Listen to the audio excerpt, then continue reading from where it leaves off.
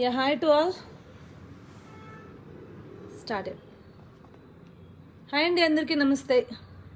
So ఈరోజు అమరావతి జనబేరు సభలో చంద్రబాబు నాయుడు గారు ప్రసంగించిన మాటలు వింటే నిజంగా ఒక కొత్త రక్తం ఏమంటారు మరుగునట్లు అట్లాంటి ఒక ఫీలింగ్, గూస్ బంప్స్ వచ్చినాయి అనమాట. Hi to all. So of course నేను చంద్రబాబు నాయుడు గారు ఈరోజు ఏదైతే సభలో మాట్లాడారో అది అయిన తర్వాత సాయంత్రం కొన్ని పిచ్చుకుక్కలు మొరుగుతాయి అని అనుకున్నాము. అట్లానే ఆ పిచ్చుకుక్కలు మొరిగినాయండి. కొడాలి నాని గారు వచ్చేసారు ఆల్రెడీ.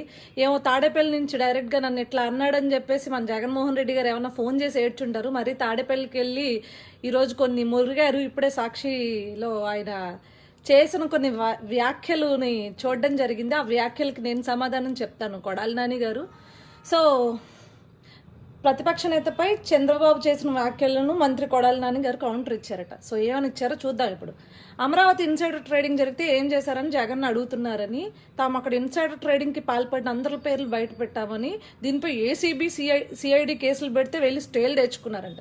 స్టేలు తెచ్చుకున్నారా? స్టేలు తెచ్చుకుంటే కోర్టులో స్టేలు ఇచ్చేంత దిక్కుమాలిన దారుణంగా వేసావా నువ్వు కేసు? అంటే వీగిపోయేంత, అంటే కోర్టులో వీగిపోయేంత ఆధారాలు ఆధారాలు లేని ఒక కేసులు నువ్వు వేసి కేవలం ఆరోపణలు చేస్తే వీగిపోకుండా ఉంటాయా? స్టేలు ఎందుకు ఇస్తారు? నువ్వు చేస్తున్న ఆరోపణల్లో నిజం లేకపోతే స్టేలు ఇస్తారు. ఏసీబీలు సిఐడి కేసులు పెట్టారంట, దానికోసం అంటే వెళ్ళి స్టేలు తెచ్చుకున్నారట. గొప్పగా ఉందయ్యా. నాకు తెలుసు సాయంత్రానికల్లా చంద్రబాబు నాయుడు గారు మీటింగ్ అయిన తర్వాత డెఫినెట్లీ ఒక కుక్కని వదులుతారు అన్న విషయం తెలుసు. అది నువ్వే అవుతావు అన్న విషయం కూడా క్లియర్గా మాకు తెలుసు. సో ఇంకేదో దేవుడు భక్తి అని చెప్పేసి కొన్ని డ్రామాలు ఆడుతున్నాడండి. ఇప్పటికి అమరావతి భూముల ధరలు తగ్గిపోతాయని కొంతమందిని రెచ్చగొట్టి రోడ్డుపై కూర్చోబెట్టారా? అవునా, అయితే నువ్వు కూడా రెచ్చగొట్టి రోడ్డుపై కూర్చోబెట్టచ్చు కదా. ఆ ప్రాంతం నుంచి మీకు కూడా ఎమ్మెల్యేలని ఎంపీలని ఇచ్చారు కదా. ఏం కొడాలి నాని గారు, మరి మీరు కూడా రెచ్చగొట్టి రోడ్డు పైన కూర్చోబెట్టి మీరు కూడా మూడు రాజధానులు శిబిరం పెట్టుకున్నారు కదా. మరి ఏం చేయలేకపోయారా? వెళ్తే కొడతారనుకున్నారు కదా, వెళ్తే గట్టిగా కొట్టేవారు. ఈరోజు మొత్తం 3 రాజధానుల టెంట్ ఒక్క దెబ్బకి నాశనం అయిపోయేది అనమాట ఏమన్నా చేసుంటే.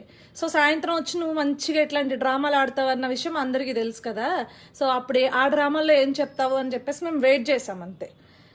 సో తోక పార్టీలను వేసుకుని డ్రామాలు ఆడుతున్నారా? ఏం తోక పార్టీలు? బీజేపీ తోక పార్టీని. అంటే బీజేపీ కూడా మొన్న సోమవీర్రాజు గారు అమరావతికి మా పూర్తి మద్దతు అని చెప్పారు. అంటే బీజేపీని మీరు తోక పార్టీ అంటున్నారా? మరి ఎందుకు మీ అధినాయకుడు వెళ్ళి మోడీ దగ్గర కాళ్ళకు వంగి దండాలు పెడుతున్నాడు? ఎందుకండి వంగి దండాలు పెడుతున్నాడు? అంటే నీలా మాట్లాడడం నాకు రాదనుకో, నువ్వు ఆడు ఈడు అంటావు, నీ అమ్మ మొగుడు అంటావు, అట్లా నాకు రాదనుకో. సో మీ అమ్మ మొగుడు మీద మాకు గౌరవం ఉంది కాబట్టి మేము మాట్లాడమట్లాను. చంద్రబాబు మనసు జగన్కు మనసు లేదంటున్నారని అసలు చంద్రబాబుకే మనసు లేదంట. మనసు ఉంటే నీలాంటి వెధవల్ని ఇప్పటికీ భరిస్తున్నారు అంటే ఆయనకు మనసు ఉంది కాబట్టి. లేదు అంటే నీకన్నా ఇంకా దారుణమైన స్టేజ్లో దారుణమైన పదాలతో మాట్లాడమని చెప్పేసి మా లీడర్స్ని కూడా నీ మీదకి పంపించట్లేదు అంటే ఆయనకున్న సంస్కారం అది. టీడీపీ జాతీయ పార్టీ అని నిరూపిస్తే రాజకీయాల నుంచి తప్పుకుంటాను అన్నావు కదా. సరే, టీడీపీ జాతీయ పార్టీనే. ఎందుకంటే తెలంగాణలో కనీసం మాకు ఒక ఎమ్మెల్యే సీట్ ఉంది. తప్పుకో, రాజకీయాల నుంచి తప్పుకో, ప్రూఫ్ ఉంది దానికి. తప్పుకో స్వామి. సో దుర్గమ్మ చంద్రబాబు జిమ్ముక్కులు చూసి ఎన్నికల్లో ఓడించారని. దుర్గమ్మ కాదు, మీ విజయమ్మ రాజన్న బిడ్డకు ఒక ఓటు వేయలేరా? రాజన్న బిడ్డను మీరు నమ్మలేరా అని చెప్పేసి కొంగుబట్టి అడుక్కుంటే వేశారు. ఎందుకు దేవుళ్ళని తీసుకొస్తావు? ఎందుకు జిహెచ్ఎంసీ ఎన్నికల్లో పోటీ చేస్తే ఒక సీటు కూడా గెలవలేదా? అసలు పార్టీ జిహెచ్ఎంసీ ఎన్నికల్లో ఒక సీటు కూడా గెలవలేదు అంటున్నా. నీకు పోటీ చేసే ధైర్యమే లేదు నీ పార్టీకి. కనీసం నీ పార్టీకి పోటీ చేసే ధైర్యమే లేదు కదా. చంద్రబాబు రెఫరెండం సవాల్కి మంత్రి కొడాలి నాని గారు కౌంటర్ ఇచ్చారట. ఏమి ఇచ్చారో చూద్దాం. జనం ఇప్పటికే చంద్రబాబుని రాజకీయాలకు దూరంగా చేశారని మళ్ళీ కొత్తగా ఆయన రాజకీయాలకు దూరం చేయాల్సిన అవసరం లేదన్నారు. అవును, ఈరోజు మీటింగ్లో చూసాము ఎవరు జనాలు ఎక్కడ అందుకే కదా గత సంవత్సరంన్నర కాలంగా ఏ నాయకుడు దాక్కుని వెళ్తున్నాడో ప్రజల్లోకి రాకుండా ప్రజల కోసం నేను జననేతని, జనాల నుంచి వచ్చిన నేతనని చెప్పుకున్న నేత ఈరోజు తాడేపల్లి కొంప నుంచి బయటకు రావట్లేదు అంటే ఏ నేత దాక్కున్నాడు? ఎవరిని జనాలు ఆదరించట్లేదు, ఒక్క ఛాన్స్ ఇవ్వండి అని చెప్పేసి అమ్మ కూతుర్లు అడుక్కున్నందుకు 18 నెలలు జైల్లోకి వెళ్ళి నా బిడ్డ అయ్యా కష్టాలు పడిపోయాడు, అయ్యో ఏదో చేస్తాడు అని చెప్పేసి పాదయాత్రలో చేసిన మీరు ముద్దులు పెట్టారు కదా, పెట్టిన ముద్దులకి ఇప్పుడు ప్రజలు అనుభవిస్తున్నారు. నెక్స్ట్ టైం ఇదే వేవ్ని తీసుకురండి. ఇప్పుడు నీకు అంత ధైర్యం ఉంటే, అంత తెగింపే ఉంటే, మీ నాయకుడు జననేత అయితే, జనమంతా నీ వైపే ఉంటే, దేశం మొత్తం ఎన్నికలు జరుగుతున్నాయి, నువ్వు ఎందుకు పెట్టట్లేదు స్వామి? ఆంధ్రాలో ఎన్నికలు ఇప్పటికీ ఎందుకు పెట్టట్లేదు? ప్రజలంటే జగన్ని 170 సీట్లతో గెలిపించడానికి రెడీగా ఉన్నారంట. అయితే రా, ఎన్నికలకి రా. రాజీనామాలు చేసి 170 మంది ఎన్నికలకి వచ్చి ఇప్పుడు అమరావతి మీకు 170 సీట్లు ఇస్తే 3 రాజధానులు చేసుకోండి. ఇది ఓపెన్ సవాల్. దీనికి ఎవరూ చేయాల్సిన అవసరం లేదు. ప్రజలుగా మేము చేస్తున్నాం. ఇప్పుడు కూడా జగన్కి 170 సీట్లు ఇస్తారు అంటున్నారు కదా, రండి సార్. శ్రీ కొడాలి నాని గారు, వెంకటేశ్వరరావు గారు, 170 సీట్లు మీకు వస్తాయనే కాన్ఫిడెన్స్, అబ్బా మహా కాన్ఫిడెన్స్ మీకు ఉంది కాబట్టి ఆ కాన్ఫిడెన్స్తో నేను కూడా చెప్తున్నా, మీరు కూడా రండి, 170 సీట్లు గెలుచుకోండి. 170 సీట్లు గెలుచుకుని 3 రాజధానులు ఏర్పాటు చేసుకోండి. ఒక రాజధానికి అడ్డానికి దిక్కులేదు కానీ 3 రాజధానులు ఏర్పరచుకుంటారండి. ఇన్సైడర్ ట్రేడింగ్ జరిగిందా? చంద్రబాబుని కుప్పంలో కూడా ఓడిస్తాం. మీ తాతలు దిగి రావాలి. నీలాంటోడే ఏదో లేక ఏదో వారం అన్నాడంట. సో ఇది ఈరోజు ఈయన గారు చేసిన కమెంట్స్. సో తప్పకుండా జగన్మోహన్ రెడ్డి గారు, నాకు తెలిసి ఈరోజు చంద్రబాబు నాయుడు గారు ఇచ్చిన కౌంటర్లకి, ఏదైతే చంద్రబాబు నాయుడు గారు స్టేజ్ పైన వేసిన సెటైర్లకి గింజుకుని గుక్కపెట్టి ఏడుస్తూ ఉంటాడు. ఆయన తాడేపల్లి హౌస్లో కూర్చుని వెంటనే ఫోన్ చేసి, నువ్వురా నాకు అన్యాయం జరిగిపోయింది, నన్ను నిన్నేసి మాటలు అన్నాడు చంద్రబాబు నాయుడు, నువ్వు వచ్చి తిట్టేసెళ్ళు అని చెప్పేసి పిలుచుకుని ఉంటాడు. వచ్చి వెంటనే నువ్వు చేసిన పని ఏందయ్యా అంటే ఇది ఇన్సైడర్ ట్రేడింగ్ జరిగింది. ఇన్సైడర్ ట్రేడింగ్ జరిగితే నీ గవర్నమెంటే నిరూపించుకో. నీకు సత్తా లేదా? వీగిపోయే ఆరోపణలు చేసి వీగిపోయే కేసులను పెట్టుకుని నీకు సత్తా లేదా ఏంటి? ఏం మంత్రులు దొరికారు స్వామి ఆంధ్రాకి ఏం కర్మ పట్టించారు? ఆంధ్రాకి ఏం కర్మ పట్టించారు మీరందరూ కలిసి? ఇప్పటికీ డెవలప్మెంట్ లేదు. సంవత్సరంన్నరగా రాష్ట్రంలో, స్టేట్లో ఏం డెవలప్మెంట్ జరిగిందో చెప్పండి కనీసం. మీకు దమ్ముంటే ఇది మేము తీసుకొచ్చాం, ఎక్సెప్ట్ మీ మందు కంపెనీలు తప్పించి, ఆల్కహాల్ కంపెనీస్ తప్పించి స్టేట్కి ఎటువంటి ప్రెస్టీజియస్ ప్రాజెక్ట్స్ తెచ్చారో, దానివల్ల స్టేట్కు జరిగిన లాభం ఎంతో చెప్పండి మీకు దమ్ముంటే. ఎకనామికల్గా స్టేట్ ఎంత డెవలప్మెంట్ జరిగిందో నీకు దమ్ముంటే చెప్పవయ్యా కొడాలి నాని.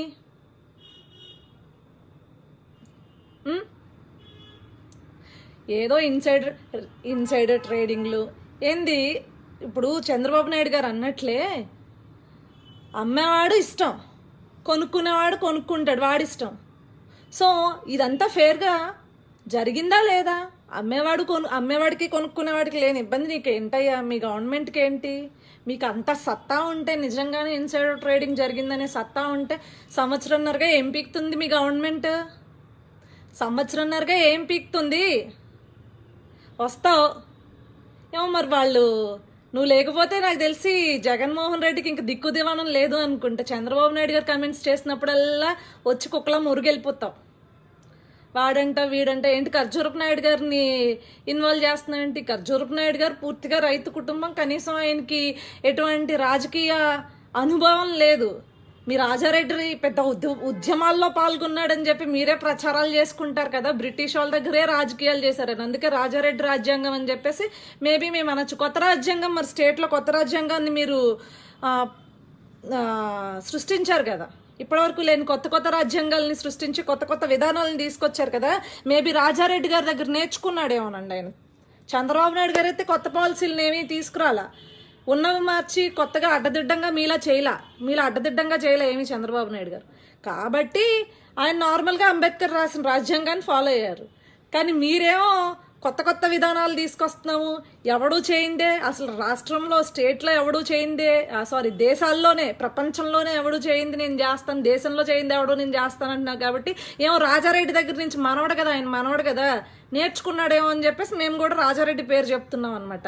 అంటే రాజారెడ్డి దేశాలు తిరిగి బ్రిటిష్ వాళ్ళ దగ్గర పెద్ద స్వాతంత్ర సమర యోధుడిగా చెప్తారు కదా, ఆయన ఏమన్నా నేర్పించాడేమో ఇట్లాంటి కీచకమైన పనులు చేయండి, కీచక పర్వాలు సృష్టించండి అని చెప్పేసి అట్లాంటి ఆయన దగ్గర నేర్చుకొచ్చాడేమో అని చెప్పేసి మేము రాజారెడ్డి రాజ్యాంగం అంటున్నాం. చంద్రబాబు నాయుడు గారు అయితే నార్మల్గానే, ఇప్పుడు ఆయన ఖర్జూర్ నాయుడు గారో లేదంటే ఈ రాజారెడ్డి రాజ్యాంగంలో ఫాలో అయ్యి ఉంటే కనుక మేబీ అప్పుడు మీరు కూడా అట్లా అనేవాళ్ళేమో. అట్లా ఫాలో అవ్వలేక ఈరోజు నీకు నోరు లేస్తుంది, నువ్వు మళ్ళీ ఇక్కడ పోటీ చేసి ఎమ్మెల్యేగా గెలవగలిగావు. నీ నోరు ఎంత లేస్తుంది కూడా. అదే మేము అధికారంలో ఉన్నప్పుడు తొక్కాలనుకుంటే ఎంతసేపు మీరు చేస్తున్నారు కదా, మా ఎమ్మెల్యేల పైన ఎంపీల పైన ఆర్థికంగా దెబ్బతీసి వాళ్ళని మాట్లాడకుండా చేద్దామని చేసి ఇంటర్నల్గా మీరు చేస్తున్నారు కదా, చాలా రాజకీయాలు చేస్తున్నారు కదా. అబ్బో మేము తోపులు, మేము పత్తిత్తులు, మేము మామూలు కాదు, మేము ఎవరిని వేరే పార్టీ వాళ్ళని తీసుకోము, మాకు నిబద్ధత ఉంది అని చెప్పేసి ఇన్ని పతివ్రత కబుర్లు చెప్పారు కదా మీరు మీ పార్టీ నాయకుడు జగన్మోహన్ రెడ్డి గారు. ఏమైపోయింది? తీసుకుంటున్నారు. ఇప్పుడు ఎలా తీసుకుంటున్నారు? వాళ్ళని ఆర్థిక మూలాలపైన దెబ్బతీసి వాళ్ళని భయభ్రాంతులకు గురి చేసి ప్రజల తరపున మాట్లాడకుండా చేసి లాక్కుంటున్నావు, గింజుకుంటున్నావు. ఇట్లా వల్లభనేని వంశీని ఎట్లా అన్యాయంగా మధ్యలో వదిలేసావో కనీసం రాజకీయ భవిష్యత్తు కూడా ఉండదు ఫ్యూచర్లో. ఇట్లా కొట్టుకుంటా ఉండాలి. కర్ణం బలరాం గారు అట్లా కొట్టుకుంటా, ఆ లీడరు మీ ఇద్దరు సరిపోతుంది అప్పుడు. సో అట్లాంటి చేస్తున్న పనులు ఎవరు? మీరేమన్నా గొప్పవాళ్ళా? అయ్యో thank you Kiran, I don't have any problem. దేవుడు ఇట్లా సృష్టించాడు. కిరణ్ డార్లింగ్ నువ్వు గేలా ఉన్నా అంట, ఎలా ఉన్నా ప్రాబ్లం లేదు. నన్ను మా అమ్మ ఇట్లానే కంది బ్రో.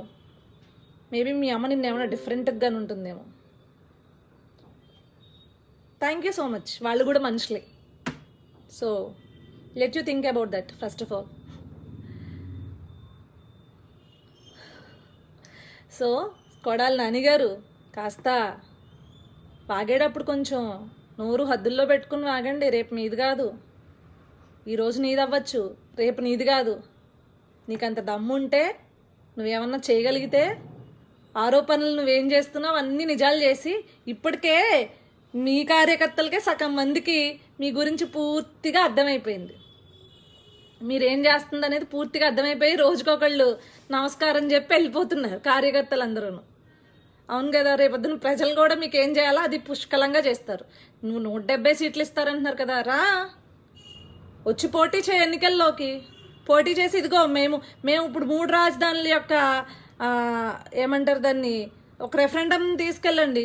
3 రాజధానులు ఈసారి అమరావతికి రాజధాని ఉండదు, 3 రాజధానులు అమరావతితో పాటు ఇంకొక 2 రాజధానులు మేము పెట్టి అది కూడా మీ యొక్క మ్యాండేటరీ కింద చేసుకుని చేయండి. నవరత్నాల్లాగే దాన్ని కూడా ప్రచారం చేసుకుని ఎలక్షన్స్కి వెళ్ళండి. 170 గెలిస్తే రాజకీయాలకి నువ్వు దూరం అవుతావో, లేదు అంటే 170 సీట్లు సాధించుకుని 3 రాజధానులు చేస్తావు, తెలిసిపోతుంది కదా. ఎందుకు దానికోసం కుక్కలా వాగుతావు, కుక్కలా అరుచుకుంటావు ఎందుకు? సాయంత్రం పొద్దున్న మా లీడర్ల ప్రెస్ మీట్లు పెట్టడం, ఎవరు దొరక్కపోతే నిన్ను పిలిచి ఇట్లా కుక్కలా అర్పించడం.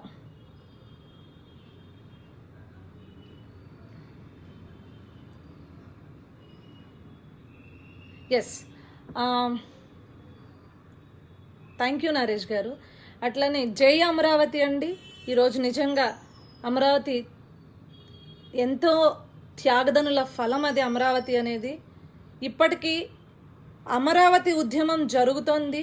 పక్క రాష్ట్రాల వాళ్ళు ఆల్రెడీ మీరు ఇబ్బందులు పడుతున్నారు, మీకు ఆ విషయం తెలుసు.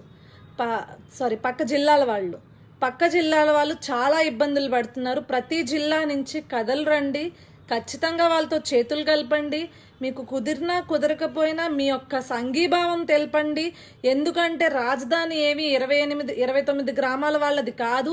ఈరోజు ఆ రాజధాని లేనందువల్లే స్టేట్లో ఎకనామికల్ గ్రోత్ ఇట్లా ఉంది, ఫినాన్షియల్ గ్రోత్ ఇట్లా ఉంది. ఈరోజు జీడిపి పడిపోవడానికి కారణం మీకు ఇన్ని నిత్యావసర వస్తువులపైన కానీ ఇంత ధరలు పెరిగిపోవడానికి కారణం మెయిన్ రీజన్ అదే. స్టేట్లోకి ఒక ఇన్వెస్ట్మెంట్ రానప్పుడు మీ యొక్క మీ జీవనోపాధి పైనే భారం పడుతుందండి. మీరు నిత్యావసర సరుకుల మీద దగ్గర నుంచి, పెట్రోల్ దగ్గర నుంచి, గ్యాస్ దగ్గర నుంచి, డీజిల్ దగ్గర నుంచి అన్ని రేట్లు పెరుగుతున్నాయంటే దానికి కారణం ఏంటి అంటే గవర్నమెంట్ ఫెయిల్యూర్ అది. ఎందుకంటే సరిగ్గా ఇన్వెస్ట్మెంట్స్ కానీ లేదంటే లార్జ్ సెక్టర్ ఆఫ్ ఎకనామికల్ వాల్యూస్ని కానీ మెయింటైన్ చేయలేకపోతుంది గవర్నమెంట్. మెయింటైన్ చేయలేకపోవడం వల్లే ఈరోజు ఏమైంది, మీ మీద ఆర్థిక భారం పడుతుంది. ఈరోజు ఇసుక ఇళ్ళు ఇసుక అమ్మడం విన్నాం, ఈరోజు దండుకుంటున్నారు. ఇసుక రీచుల్లో దండుకుంటున్నారు ఈరోజు. ఒకప్పుడు 2000, 3000కి ఈ తూర్పు పశ్చిమ గోదావరి జిల్లాల్లోకి వచ్చేది. తర్వాత వచ్చేసి బయట జిల్లాలకు ఒక 5,000 లోపు దొరికేసే ఇసుక ఈరోజు మీకు 15,000 అవుతుంది అంటే దేనికి కారణం? ఇవాళ ఈ రాజధాని ఆగిపోవడం వల్లే, ఇవాళ రాజధాని లేకపోవడం వల్లే. ఈరోజు నీ రాజధాని ఏది అంటే ధైర్యంగా నా రాజధాని ఇది అని చెప్పుకోలేకపోయే దౌర్భాగ్యపు స్థితిలో మనం ఉన్న ఆంధ్రులం అందరం. ఇది కేవలం అమరావతి ప్రాంతవాసుల ఇబ్బందేం కాదు. వాళ్ళకు చేసిన సిఆర్డిఏ చట్టం ప్రకారం వాళ్ళకు పూర్తి చేస్తేనే గవర్నమెంట్కి భూములు వచ్చేవి. పూర్తి చేయకపోతే వాళ్ళు మాకు ఈ రాజధాని రాజధాని ఒకటే ఉంటే మాత్రమే మేము భూములు ఇస్తాము, లేకపోతే మా భూములు మాకు వెనక్కి ఇచ్చేయండి అని కోర్టులో పిల్లు వేస్తే గవర్నమెంట్ కూడా ఏమీ చేయలేదు. సిఆర్డిఏ చట్టం ప్రకారం వాళ్ళు భూములు ఇచ్చారు. ఆ చట్టం ప్రకారం పూర్తి చేస్తేనే. అది లేకపోవడం వల్ల నష్టపోయేది నువ్వే. ప్రతి ఆంధ్రుడు నష్టపోతాడు. శ్రీకాకుళం దగ్గర నుంచి అనంతపురం వరకు నష్టపోతాడు. మీరు అక్కడి నుంచి కదలరండి, వాళ్ళ ప్రాబ్లం ఏం కాదు. ఈరోజు నీకు పంచదార పెరిగిందా? ఈరోజు నీకు ఉప్పు పెరిగిందా? ఈరోజు నీకు కందిపప్పు పెరిగిందా? ఈరోజు నీకు కూరగాయల పైన రేట్లు పెరిగినాయా? ఎవరికి భారం పడింది? దేనివల్ల పడింది? కనీసం తెలుసుకోండి. కనీసం తెలుసుకుని రాజధాని యొక్క విశిష్టత కానీ, రాజధాని యొక్క అవసరం కానీ, ఫస్ట్ విశిష్టతను పక్కన పెట్టిన రాజధాని యొక్క అవసరం డెఫినెట్లీ రాష్ట్రానికి ఉంది. 3 రాజధానుల చుట్టూ గిరగిరా తిరగలేరు కదా. కర్నూలు నుంచి అమరావతికి, అమరావతి నుంచి వైజాగ్కి, వైజాగ్ నుంచి కర్నూలుకి, కర్నూలు నుంచి అమరావతికి గిరగిరా తిరగలేరు కదా ఎవరును. రాజధానిలో పనుంటే అభివృద్ధి వికేంద్రీకరణ చేసుకో.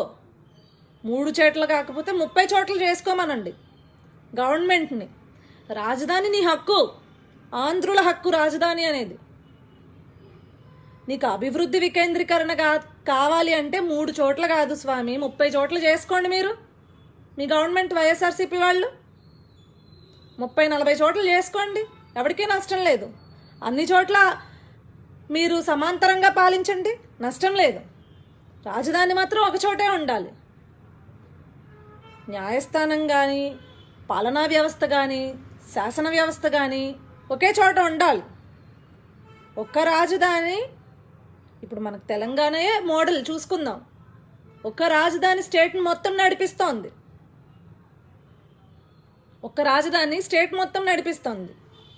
నువ్వే కదా అన్నావు ఒక రాజధాని కట్టాలి అంటే 30,000 పైబడి ఎకరాలు కావాలి అన్నావు. ఈరోజు 500 ఎకరాలే సరిపోతాయి అంటున్నావు. 500 ఎకరాలు సరిపోతే నువ్వు రోడ్లు వైల్ చేసి నీకు అండర్ గ్రౌండ్ డ్రైనేజ్ సిస్టమ్ మొత్తం ఇచ్చేసి కేబుల్స్ ఇవన్నీ చేస్తేనే సరిపోదు నీకు 500 ఎకరాలు. నువ్వు అన్నదేంటి? గత ప్రభుత్వ హయాంలో ప్రతిపక్షంలో ఉన్నప్పుడు 30,000 పైబడి ఎకరాలు కావాలి అన్నావు. ఆ మాటని తీసుకుందాము. మరి అయితే వైజాగ్లో కూడా 30,000 కావాలిగా. నీ భూములు ఏమన్నా, మీ షర్మిల గారి భూములు ఏమన్నా ఉన్నాయా? అసలే టాక్ బయట మీ ఫ్యామిలీ భూములు ఏమో ఉన్నాయి, అందుకే వైజాగ్ షిఫ్ట్ చేస్తున్నారు అని చెప్పేసి. మరి అక్కడ 30,000 ఎకరాలు ఎలా సేకరిస్తారు? కర్నూలులో ఎలా సేకరిస్తారు? కర్నూలులో ఎట్లా సేకరిస్తారు చెప్పండి. సో దీనికి చెప్పాల్సింది మీరే. అండ్ ప్రజలు చాలా సెల్ఫిష్గా ఉన్నారు ఆంధ్రులు. ఇలా ఆలోచించుకున్నంతసేపు నీ బతుకు ఎవ్వడూ మార్చలేడు. ఆంధ్రుడు అనేవాడి బ్రతుకు ఎవ్వరూ మార్చలేరు, మార్చాలనే ఆలోచన కూడా చేయలేరు. ఈరోజు నీ యొక్క అవసరాల కోసమో లేదంటే అవసరాల కోసం కాదు, మీ యొక్క ఆశల కోసం అత్యాశకి పోయి డెఫినెట్లీ మీ అత్యాశ కోసం రేపొద్దున్న మీ పిల్లల భావితరాల భవిష్యత్తు తాకట్టు పెట్టేశారు. ఒక దొంగకి తాకట్టు పెట్టేశారు మీరు. భావితరాల భవిష్యత్తుని ఒక దొంగకి తాకట్టు పెట్టేశారు. ఏం కాదా? జగన్మోహన్ రెడ్డి గారు వచ్చిన తర్వాత ఈ వైఎస్ఆర్సీపీ కార్యకర్తలే చెప్పండి, నిత్యావసర సరుకుల మీద పడలేదా భారం? నిత్యావసర సరుకుల మీద పడింది భారం. నీకు దిక్కు లేక ఆఖరికి చెత్తపన్ను వేసుకుంటున్నావు. నీకు దిక్కు లేక ఆఖరికి బాత్రూముల పైన, వాష్రూమ్స్ పైన, బాత్రూమ్స్ పైన పనులు వేసుకుంటున్నావు. నీకు దిక్కు లేక అట్లాంటి వాటి మీద పనులు వేసుకుని డబ్బులు సంపాదించాలనే ఆలోచన ఉంది, కానీ రాష్ట్రాన్ని బాగు చేద్దామనే ఆలోచన ఉందా నీకు? ఉందా?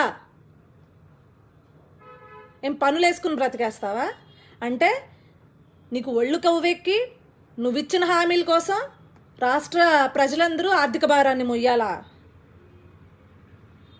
నీకు ఒళ్ళు కొవ్వెక్కి నువ్విచ్చిన హామీల కోసం రాష్ట్ర ప్రభుత్వం ఆర్థిక భారాలని మొయ్యాలా? రాష్ట్ర ప్రజలు మొయ్యాలా?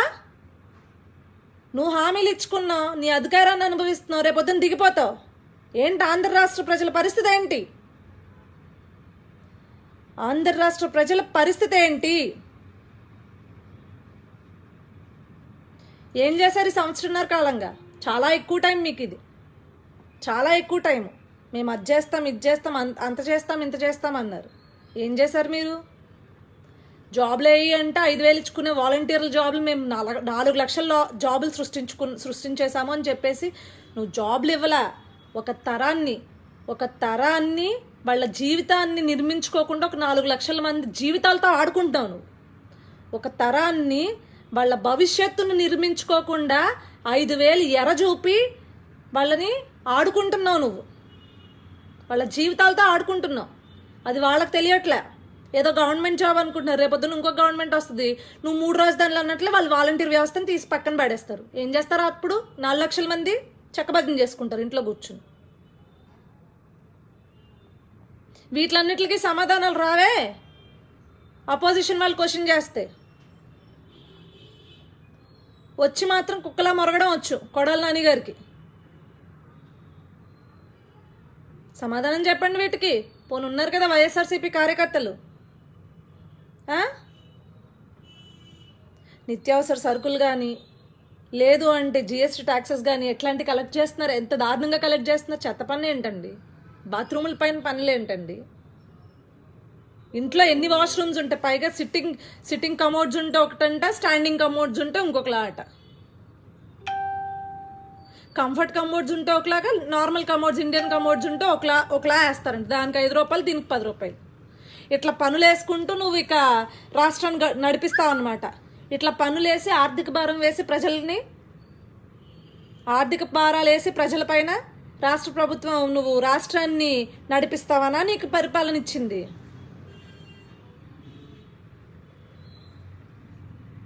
ప్రమోద్ వడ్లాని మీ పార్టీలోనే ఉంది బ్రో.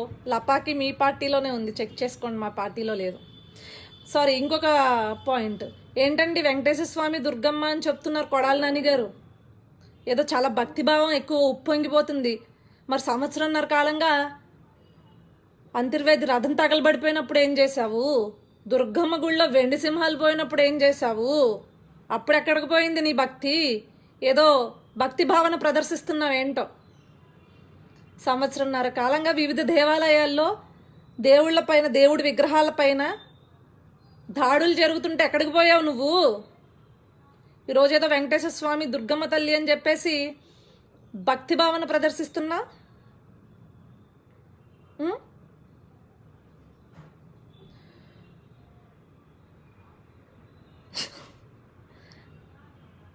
సో ఎస్, ఫైనల్గా చెప్పాలి అనుకుంటుంది ఏంటి అంటే డెఫినెట్లీ అమరావతి కేవలం 29 ప్రాంతాల 29 విలేజెస్ కష్టం, ఊర్ల కష్టం కాదండి, అది మీ కష్టమే. మీ యొక్క ఇన్వెస్ట్మెంట్ అక్కడ చాలా పెట్టారు గత ప్రభుత్వంలో. మీ యొక్క ఇన్వెస్ట్మెంట్స్ చాలా పెట్టారు, చాలా ఖర్చు పెట్టారు, దాన్ని మధ్యలో ఆపేశారు. వాళ్ళకేంటి నష్టం? సిఆర్డిఏ చట్టం ప్రకారం పూర్తిగా ప్రభుత్వం బాధ్యత, పూర్తి చేసి అప్పచెప్పాలి అనేది ప్రభుత్వం బాధ్యత. పూర్తి చేయలేదు, మధ్యలో 3 రాజధానుల కింద మారుస్తూ ఉంటుంది. అది ఆ 29 గ్రామాల రైతులకు నచ్చలేదు, పోరాటం చేస్తున్నారు ఉంచమని. సరే పెట్టుకుంటాడు అనుకోండి, వాళ్ళు అమరావతి భూములు ఇవ్వను అంటారు. అడిగే హక్కు ఏమి జగన్మోహన్ రెడ్డికి లేదు. అడిగే హక్కు, వాళ్ళ దగ్గర నుంచి లాక్కునే హక్కు లేదు జగన్మోహన్ రెడ్డికి. ఎందుకంటే అది ఒక చట్ట ప్రకారం, నిబంధనల ప్రకారం వాళ్ళు భూములు ఇచ్చారు. కాబట్టి ఆంధ్రప్రదేశ్ మొత్తం యొక్క ఇన్వెస్ట్మెంట్ ఒక రాజధాని కావాలి అని చెప్పేసి పెట్టడం జరిగింది. ఒక రాజధాని కావాలి అని చెప్పేసి పెట్టడం జరిగింది. నష్టపోయేది ఎవరు? ఆ 29 గ్రామాల రైతులు కష్టపడతారేమో కొంతకాలం, నష్టపోయేది పూర్తిగా నువ్వే. ఈరోజు ఈ పార్టీ వచ్చి 3 రాజధానులు అంటుంది, రేపొద్దున ఇంకొక పార్టీ వచ్చి, ఇప్పుడు ఆఫ్రికా వాళ్ళే ఏదో సౌత్ ఆఫ్రికాది ఏంటది రెఫరెండంగా తీసుకున్నాడు. ఇప్పుడు సౌత్ ఆఫ్రికా వాళ్ళే 3 రాజధానులు పెట్టడం వల్లే మాది పేద దేశంగా ఉంది, మాకు 3 రాజధానులు అవసరం లేదు, మాకు ఒకటే చాలు. దేశానికి, మనం రాష్ట్రానికి అంటున్నాం కదా, వాళ్ళు దేశానికే చెప్తున్నారు మాకు ఒకటి చాలు అని చెప్పేసి వాళ్ళు స్టేట్మెంట్ ఇవ్వడం జరిగింది. రేపొద్దున నీ పరిస్థితి అంతే. ఇంకో గవర్నమెంట్ వస్తుంది అంటే గవర్నమెంట్లు మారే కొద్దీ ప్రతి చోట ఇన్వెస్ట్మెంట్లు పెట్టుకుని ఇట్లా సగంలో ఆగిపోయి ఆంధ్రప్రదేశ్ని నాశనం చేద్దామనా? ఆంధ్రప్రదేశ్కి రాజధాని లేకుండా చేద్దామనా? ఎవరిదండి రాజధాని? ఏం జగన్మోహన్ రెడ్డి ఒక్కడిదైనా రాజధాని ఏంటి? ఏం జగన్మోహన్ రెడ్డికి, జగన్మోహన్ రెడ్డి పేషికి ఒక్కడికే దానిపైన అధికారం ఉందా? నీది రాజధాని, ప్రతి ఆంధ్రుడిది రాజధాని. దానిపైన పోరాటం చేసే, ఖచ్చితంగా పోరాటం చేసే హక్కు నీకుంది. నువ్వింట్లో కూర్చుని వాళ్ళదే కదా, ఆ 29 గ్రామాల రైతులదే కదా, మనకు ఎందుకు వచ్చిన గొడవ, మనకు మన పప్పుచారు ఇంట్లోకి వస్తుందా, మనకు మన సాంబార్ వస్తుందా, మనకు మన అప్పడాలు ఉన్నాయా, తిందామా, కూర్చున్నామా, పడుకున్నామా, తెల్లారిందా అంటే నష్టపోయేది నువ్వు కాదు, రేపటి నీ తరం నష్టపోతుంది. నువ్వేం నష్టపోవే? ఈరోజు నువ్వు హాయిగానే, నువ్వు ఎట్లా చనిపోయావు కూడా తెలియదు ఒక రాజధాని లేకుండా. రాజధాని లేకపోతే కరువు కాటకాలతో, ఉద్యోగాలు లేక, రాష్ట్రాన్ని వదిలేసి వేరే రాష్ట్రాలకు వలసలెళ్ళి బ్రతకాల్సిన కర్మ పట్టింది. మరో బీహార్ అవుతుంది, చెప్పాలి అంటే మరో బీహార్ అవుతుంది. నువ్వు స్పందించినంత వరకు, ప్రతి ఆంధ్రుడు స్పందించినంత వరకు మీరు నాకెందుకులే, మనకెందుకు వచ్చిన గొడవలే, మనం ఎందుకులే, మనకు బాగుంది కదా, మన పల్లెం నిండుతుంది కదా అని ఆలోచిస్తే ఈరోజు నీకేం నష్టంలే. రేపొద్దున నీ భవిష్యత్తు తరం మాత్రం ఖచ్చితంగా నష్టపోద్ది.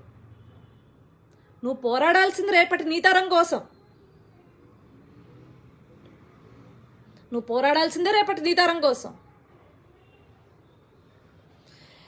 రాఘవరావు రాయపూడి, నీకు మొగుడున్నావయ్యే, మా ఆయనకి ఏమైనా సంబంధాలు చూస్తావా ఏంటి? ఇంకో పెళ్ళి ఏమైనా చేస్తావా? చెప్తాను నా మొగుడిని. ఒకడేమో నా మొగుడిని లైవ్లో తీసుకురమ్మంటాడు. ఏం సంబంధాలు చూసి ఏమైనా పెళ్లి చేస్తారో చెప్పండి, తీసుకొస్తాను. అరే పనికొచ్చే పనులు చేయండి రా అంటే పనికి పనులు చేస్తారంటారా? పనికి పనులు సన్నాసులారా, పనికొచ్చే పనులు చేసుకోండి. ఇప్పుడు నా మొగుడు వల్ల, లేదంటే నా అమ్మ వల్ల, నా తమ్ముడు వల్ల మీకు వచ్చే అవసరం ఏం లేదు. నీకు కావాల్సింది రాజధాని. ఆ రాజధాని గురించి అడుక్కో. లేకపోతే నీ చెల్లిగా ఇచ్చి పెళ్లి చేస్తావా ఏంటి? చెప్పు.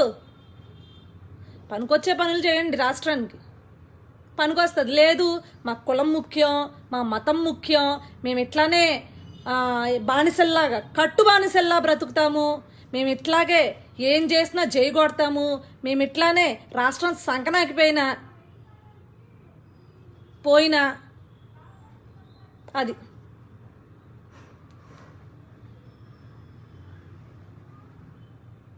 దానికి మించి నేను చెప్పాల్సిన అవసరం లేదు.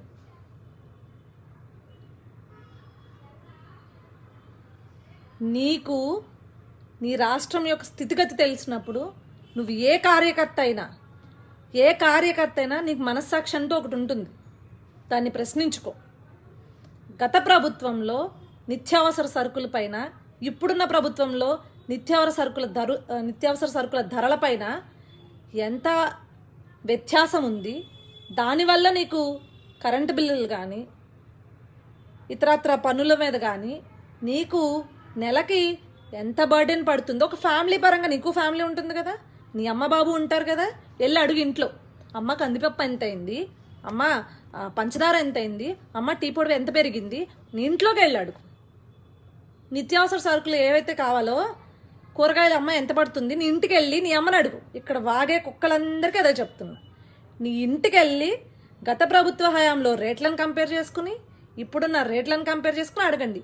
ఇదెందుకు వచ్చింది పరిస్థితి? ఈ పరిస్థితి ఎందుకు వచ్చిందో తెలుసు కదా మీకు? రాజధాని లేక వచ్చింది. రాజధాని ఉంటే ఒక ఇన్వెస్ట్మెంట్ వస్తుంది. కొత్త రాజధాని అంటే ఇంకా ఇన్వెస్ట్మెంట్ చేస్తారు ఇండస్ట్రియలిస్టులు అందరూ కూడా. బికాస్ ఒక స్కోప్ ఉంటుంది, ఒక స్పేస్ ఉంటుంది, ఎదగడానికి ఒక స్పేస్ ఉంటుంది. నువ్వు రాజధానినే ప్రకటించట్లేదు, రాజధానే ప్రకటించలేకపోతున్నావు. ఎక్కడికి వస్తారు వాళ్ళు? నీ మీద ఏ నమ్మకంతో, ఏ భరోసాతో? ఈరోజు ఈజ్ ఆఫ్ డూయింగ్ బిజినెస్లో ఆనాడు నెంబర్ 1 స్థానం వస్తే ఈరోజు ఏ స్థానంలో ఉంది? అట్టడుగు స్థానంలో ఉంది. ఈజ్ ఆఫ్ డూయింగ్లో నెంబర్ 1 స్థానంలో ఉన్న ఆంధ్రప్రదేశ్ ఈరోజు ఏ స్థానంలో ఉంది తెలియట్లేదా? పోనీ మద్యం కంపెనీలే పెద్ద పెద్ద కంపెనీలని ఏమన్నా ఫీల్ అవుతున్నారా? చెప్పండి. పోనీ మంచి పనులు ఏమైనా చేశాడా? మద్యం కంపెనీలు తీసుకొచ్చి మంచి పని చేశాడా? లోకల్ బ్రాండ్స్ అన్ని క్రియేట్ చేసి మంచి పని చేశాడా? పోనీ అదన్నా ఆన్సర్ ఇవ్వండి. దానివల్ల రెవెన్యూ అత్యంతంగా జనరేట్ అయ్యే మద్యం, ఆల్కహాల్, వాళ్ళ tax payers, major tax payers వాళ్ళు. దాని మీద ఈరోజు మీరు ఎంత ఖర్చు పెడుతున్నారు? దేనివల్ల ఖర్చు పెడుతున్నారు? ప్రాపర్ ఇన్వెస్ట్మెంట్స్ స్టేట్కి రాక. ప్రాపర్ ఇన్వెస్ట్మెంట్స్ ఎందుకు రావట్లేదు? ఈజ్ ఆఫ్ డూయింగ్ బిజినెస్ లేక. ఈజ్ ఆఫ్ డూయింగ్ బిజినెస్ ఎందుకు లేదు? ఒక రాజధాని లేక ఈరోజు నీ ఇంటి వరకు కూడా కష్టం వచ్చింది. అధిక భారం పడి నీ ఇంటి వరకు కష్టం వచ్చింది. ఒక అధిక భారం పడి రేపొద్దున్న నీ పిల్లల భవిష్యత్తుకేంటి? నీ పిల్లల భవిష్యత్తుకు పునాదేంటి? ఇట్లానే కంపెనీస్ రావు, ఇండస్ట్రీస్ రావు. రాష్ట్రాలు దాటి ఉద్యోగాల కోసం వెతుక్కుంటూ వెళ్ళాలి.